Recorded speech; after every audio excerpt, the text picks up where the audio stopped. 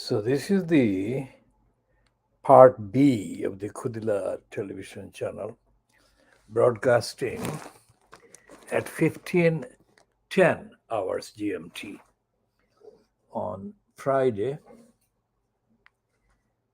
the 27th of January 2023. And this is going to include the updates that we didn't have time to update you in the part A broadcast earlier today. This one is going to include a consolidated update on the legal claims against the criminals controlling the Spitalfields Small Business Association and the Spitalfields Community Trust, SSBA Community Trust, which is registered as a non-profit outfit, but which is mixed up with the SSBA's business, as a result of which the liabilities being held against the claimed against the SSBA, Spitalfields Small Business Association, are also liabilities that are being claimed against the SSBA Community Trust, because the criminals overlap as directors of the SSBA as well as trustees of the SSBA Community Trust. So this is the consolidated update on the SSBA. So we shall be talking about this a bit later. First item that we have to deal with is a subject of the tweets that we have posted earlier today about the HS2. Anyone reading the Khoodeelaar tweets over the last 10 years or so would know that we have been opposing HS2 as vigorously as we could and as vigorously as we had done the opposition to the Crossrail Hole plot. But we have done that, all of that, world exclusively, because none of the British media, including the BBC, has covered the corruption, the criminality that HS2 has been a front of. And we have said world exclusively that HS2 is a crime against the public finance, against society, and against the real needs of transport across England, because HS2 is confined to England, of course. Now today, the Sun has got a two-page spread, and the two-page spread is accompanied by three-word high speed fail, HS2, that is high speed, and fail instead of high speed rail. And it has got on the banner across the pages 6 and 7, Sun investigation, new train link WOE, WOE. And on the top of the right hand column on the page 7, it has got a heading, a timetable of calamity. Now, this is justified if we read this aloud. A timetable of calamity, January 2009. Gordon Brown's Labour government creates HS2 Limited. To look at the case for a new superfast train. December 2010, Tory Lib Dem coalition plans a route from London to Birmingham through to Manchester and Leeds. January 2012, Transport Secretary Justine Greening gives it the green light, that is HS2 green light. January 2014, the Supreme Court, the British Supreme Court, throws out appeals from ecological critics of HS2. So notice the criminal role of the prostitutes constituting the Supreme Court. June 2016, the National Audit Office warns about spiraling costs and delays. September 2016, HS2 boss Simon Carby quits to join Rolls-Royce. July 2017, HS2 admits a serious error after making 1.7 million of unauthorized redundancy payments. December 2018, chair of HS2, Sir Terry Morgan, resigns after overseeing the disastrous Crossrail. Remember the Crossrail? We are the ones who defeated the Crossrail criminals digging a hole in Brick Lane. We are the ones. We are the campaign. February 2010, reports HS2 would break international noise limits.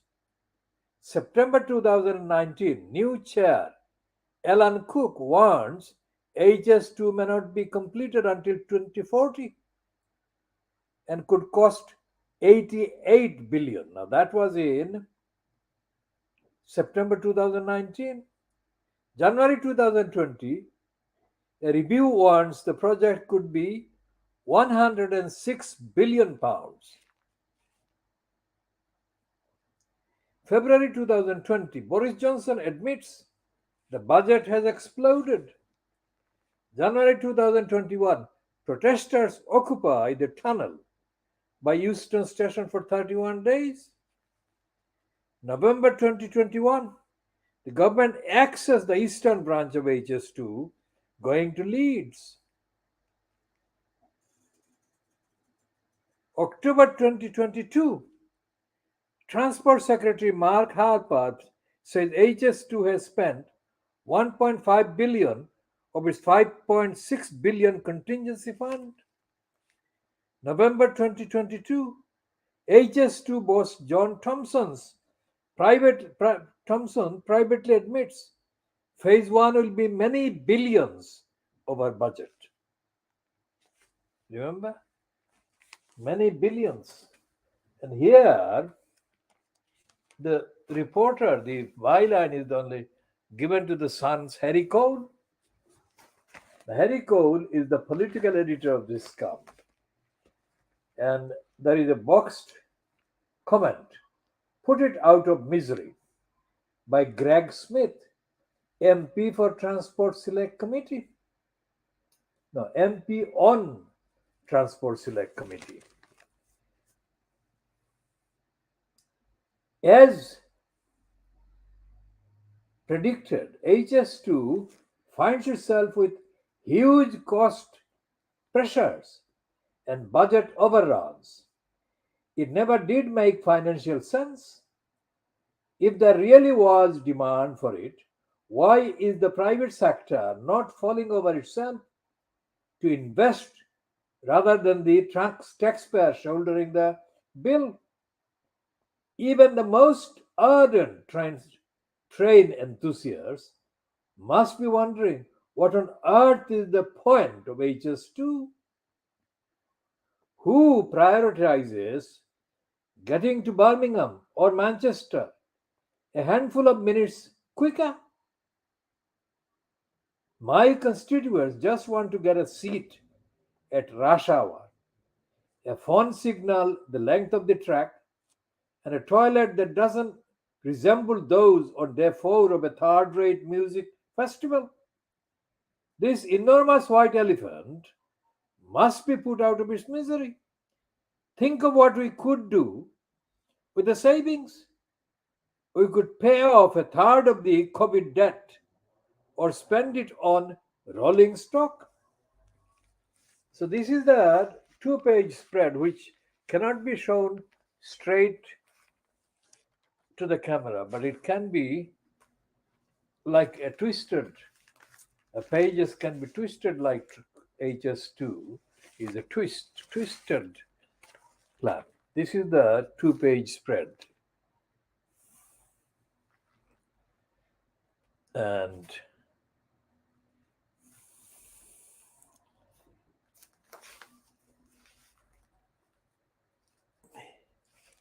so that's the 2-page spread. And this is a map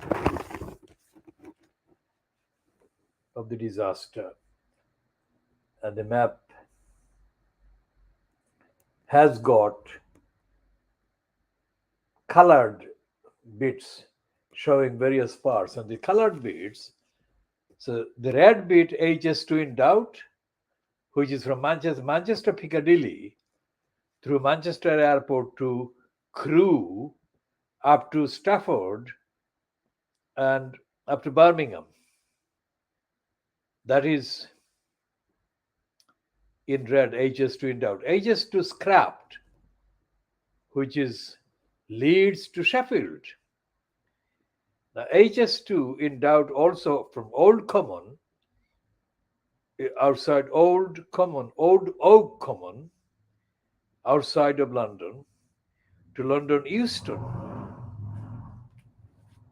Now, if we look back at the behavior of Gordon Brown, Gordon Brown has been sidling up and appearing on various platforms, kind of suggesting that he's an economic genius. Now, it was him that was the chancellor in Tony Blair's period continuously. And he gave the go-ahead to Crossrail, and it was overspent, over budget. And Brown didn't listen to the community objection to Crossrail Hole being plotted against Brick Lane. We only got the government defeated. Gordon Brown was the just appointed Prime Minister in 2007. But he was not bowing. He was not relenting. So we had to defeat him by defeating the local Tower Hamlets Council. And by defeating, remember that was before 2008, because we effectively secured the defeat of the government mainly during 2006. 2006 has been marked by a number of absolutely positive, sensational achievements by our campaign. And also, we welcomed the 3 kittens in 2006. We should talk about the kittens in 2006.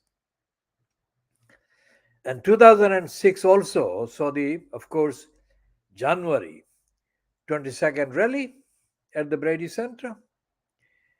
2006 also saw the biggest rally against Crossrail outside the Tower Hamlets Council, Mulberry Place, on the 1st of March 2006. And we had other action against the Crossrail Whole Plot Committee in the House of Commons, House of Peers. Well, House of Peers happened in 2008, but House of Commons happened in 2006. So 2006 was full of action, constitutional law action, action that defeated the government's highly overpaid lawyers appearing before the various committees.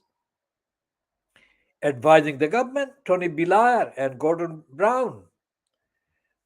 Now, Crossrail was typical of the internationally objective, independent, ethical, and moral campaigns that we have devised.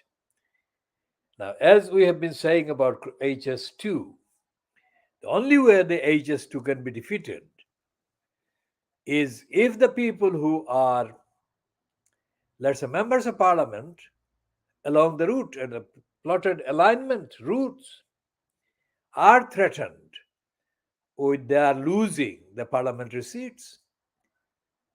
Then minds will be concentrated like no other kind of force can do that. And they will be more than eager to force the government to abandon. Because Rupert Murdoch's scum is a populist and popular outlet, the fact that it hasn't actually done anything like today's report and today's demand for the scrapping of HS2 for 14 years, that shows that HS2 has hit the buffers definitively. Otherwise, the scum would not have published this. And Harry Cole is not a very bright individual. He is the political editor, but he's not very bright. But it cannot be expected that the political editor, post holder of this scum, would be very bright. But the fact that he has been persuaded to put this investigation kind of tag to a two-page spread carrying his byline shows that the scum has decided that they're going to oppose HS2. They didn't oppose the Heathrow third terminal runway. They didn't do that, so therefore that went ahead.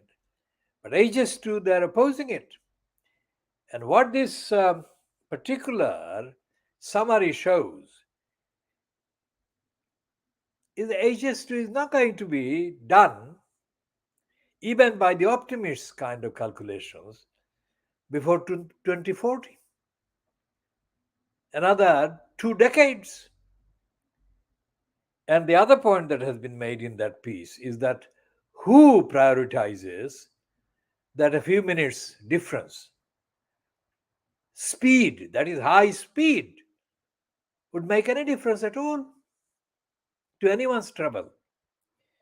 And the other thing that we have been saying, not the Sun is saying, the other, or the Greg Smith, he hasn't said it either, but we have been saying it, is that railway travel is going down. Why? Because the fare, the passengers are having to pay ever higher amounts of fare. And when it is contextually compared with the alternatives, railway is doomed to go down. The passengers, without passengers, what the fuck is this HS2 going to be for? The answer is that for the looters and robbers who donate a sum of the contract money to the Conservatives. But if the Conservatives politically die, which they are doing, they're now undergoing political death. I mean, who wants to fund the Conservatives? And this Greg Smith piece also says that the private sector has given its own verdict by boycotting investing in HS2. So all the money, billions of pounds, coming from the public sector. And the public sector is absolutely fucked. So we make that point about noting the Marduk scum condemning HS2 today, Friday, the 27th of January 2023. And we shall be continuing on this one later, more, not necessarily this edition, but later. This, in terms of Fleet Street coverage, is a milestone. Now, we go to the issue of this woman that was found in a social housing flat in Woking, based in Surrey. So this woman is called Laura. Now, Laura is reportedly, well, she's being reported today in a bigger way than she has been in the last 2 days, because the Guardian did cover her kind of being found, her decomposing, mummified body being found when her flat was visited by her brother and her mother, who got in after they persuaded the local police to break in. So this is Laura. Laura is featuring on the front page of the Daily Mail. Laura is described as, we'll come to the, how could Laura, 38, lie dead in Surrey home for almost 4 years? Laura Wyndham, her body was in a mummified state. Now, remember the expression mummified state of a woman's body that had been found in Newham in London. That was found in 2021. Now, when that was found, I mean, that again was described as later described as having mummified. And nobody knows exactly when that woman had died. And her name is Lillian John Baptiste, with a double barrel name, John Baptiste, with an E. Now, this is Laura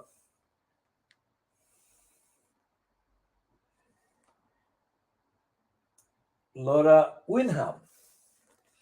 This is the Daily Mail. This is Laura Wyndham, and that's the nearest we can come to the, I think, the camera. Now, this woman,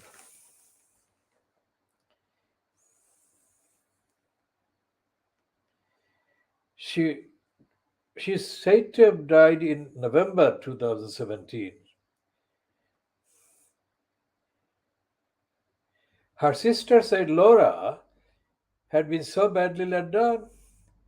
It's heartbreaking to think of how she lived in her last few years, unable to ask for help, without anyone there for her.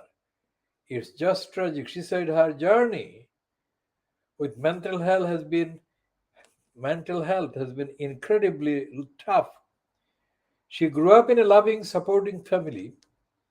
She had worked so hard to overcome her deafness and went to mainstream school. She attended college and gained a degree at university. She was sociable, had friends, and worked part-time. But then our very much loved younger sister completely changed. She believed all these voices in her head, which were turning her against us, her own family. Contact with us seemed to put her under enormous strain. She refused to see us, and in the end, we very sadly had to respect her wishes and leave her to professionals. Yet nobody ever physically checked on Miss Winham, despite her having been known to social services and the community mental health team for many years, it is claimed. The Housing Association received no response to repeated calls, text messages, and even house visits between November 2018 and January 2021. When seeking access to carry out further gas safety inspections, the gas supply to her property was cut off in January 2019. Eventually, in May 2021, her brother Roy and mother Marilyn decided to try making contact again.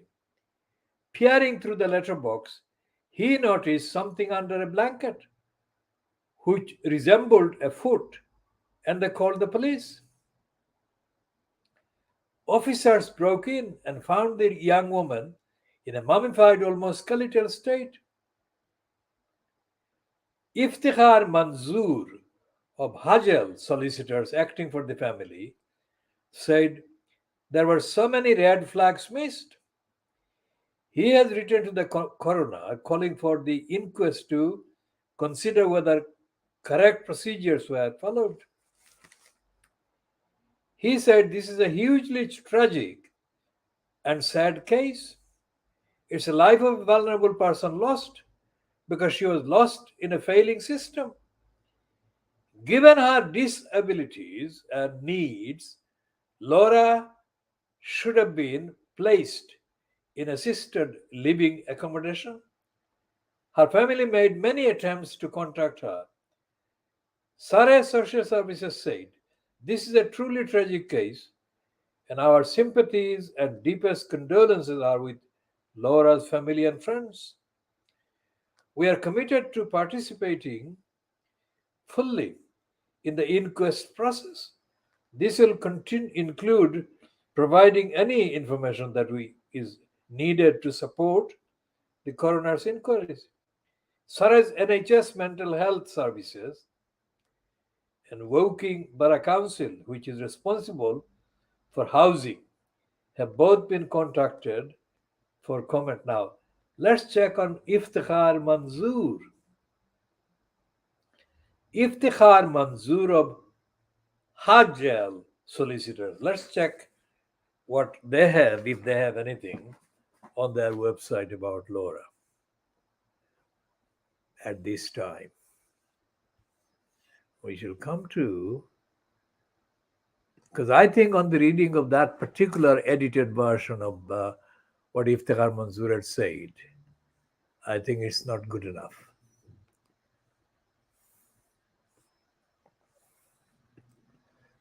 It's not good enough by a long shot.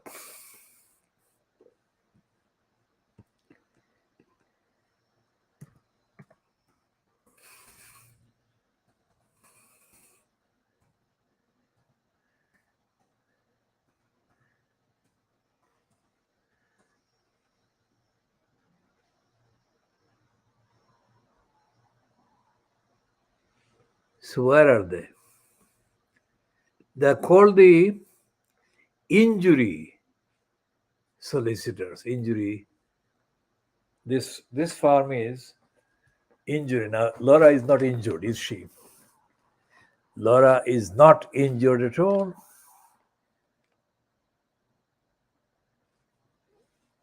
And let's see where they're advertising their achievements.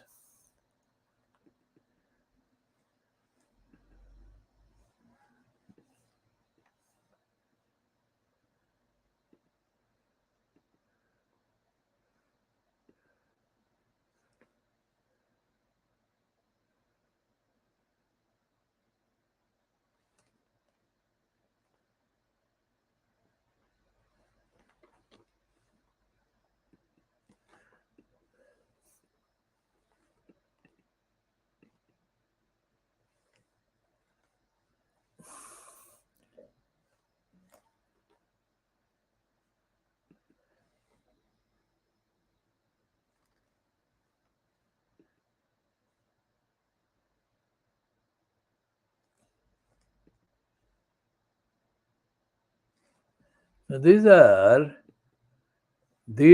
not solicitors that I would touch with a barge pole,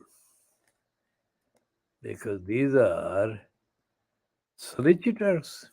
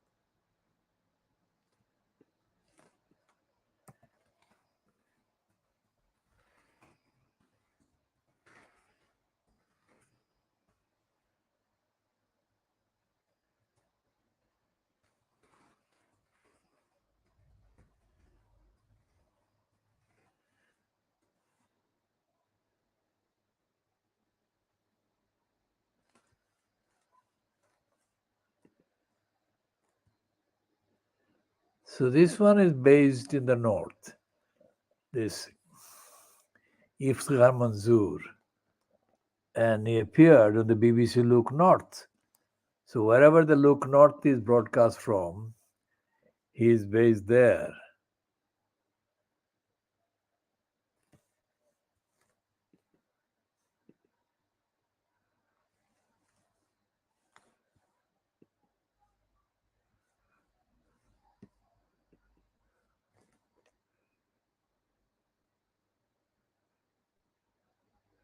So it says that Iftikhar Manzoor has more than 25 years experience in civil liberties cases. And so we shall just note this Iftikhar Manzoor, who would be like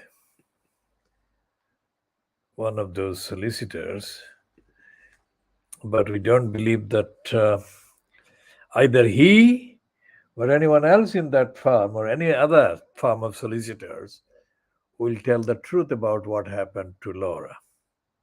What they're busy doing now is getting the money,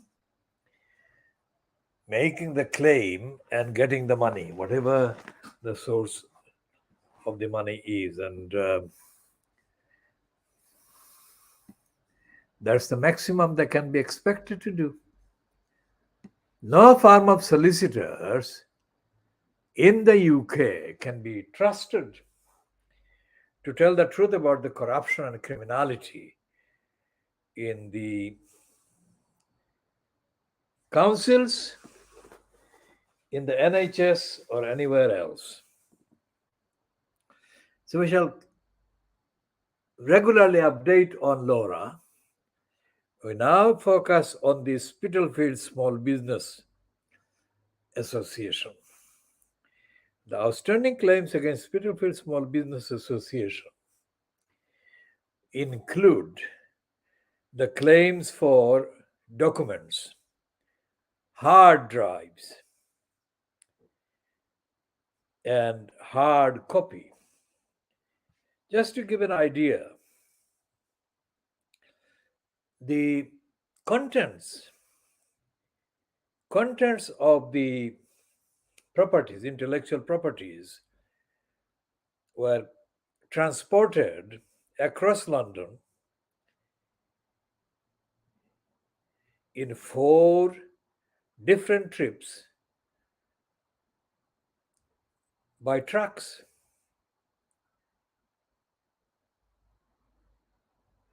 So the details are, of course, going to be updated and put to the SSBA and to the SSBA CT Community Trust by post. because the claims have been made against them from the start of January 2011, coinciding with the absence of court order. And there have been photographs and videos and audios, all of those. And this is one aspect of the updater claims heading.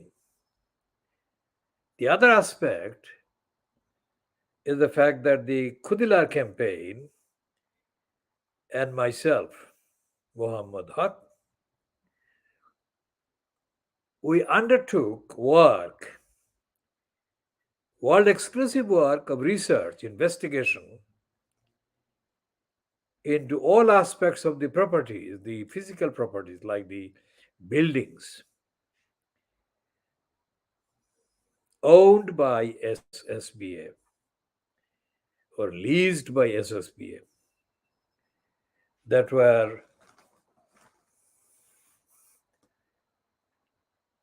at the very center of the Crossrail Hole plot to be destroyed.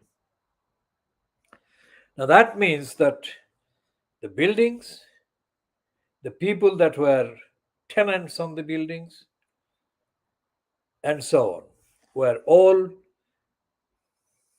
protected, shielded by us from losing, being destroyed.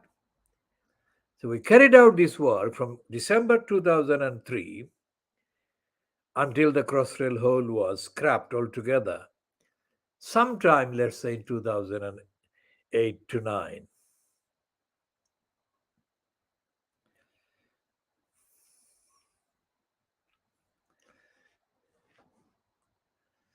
So we add here the consolidated claims against Newham Council. Again, the details have been communicated to the Newham Council every single day of the week. And campaign claims against HC1, apparently the biggest care providing company in the UK. And the other company is the Rhythmic Care Company as well.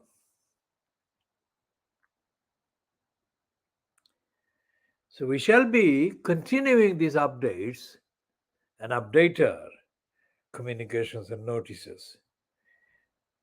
And we have claims against the other defendants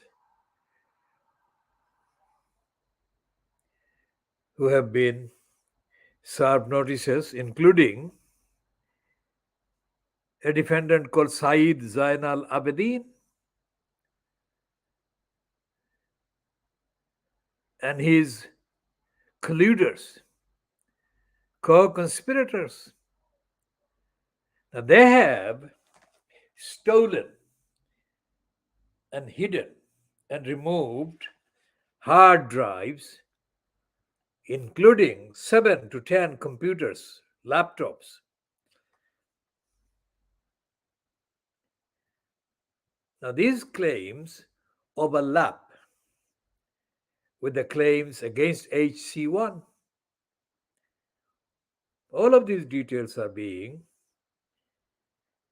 conveyed to the defendants as part of the updater notices before the actual claims are installed, commenced in the High Court. Because of the volume involved, no lower court can be asked to adjudicate or rule. It's only the High Court or higher court that can be asked to rule on our claims. And contextually, our claims are increasing by the day. So let's say currently they stand at about 10 million pounds in the collective claim against HC1. But altogether, the value of the damages and the losses of the properties, intellectual properties, exceed 10 billion pounds in 2023 prices. So we shall finish this particular part B, with 40 minutes of video on it.